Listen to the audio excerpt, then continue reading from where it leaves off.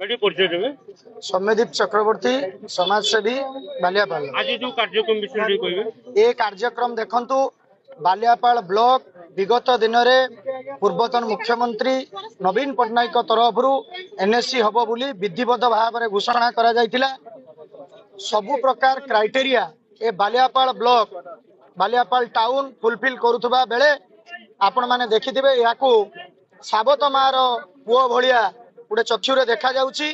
आपण जानिथिबे आम पाख पड़ोसी जो विगत दिन में राजकुंदपुर उपदा भली छोट छोट सहर जो थे कि 50टा दुकान नहीं से भलिया जगह को जदि एनएससी घोषणा करा जाई पारुची ताहले बालियापाल ब्लॉक से कहीं बाद पड़ो बोली मोर साधारण प्रश्न आपण मान जरिया निवेदन करने चाहिए माननीय मुख्यमंत्री को जे आपण ए बालियापाल को सो चक्षुरे देखी ये सर्व प्रकार सीमारेखा को पालन एनएससी सर्वसीमा रेखा को पालन करुवा बेले याकू बाहर न दे पुनर्बार याकू एनएससी बोली घोषणा करा जाऊ।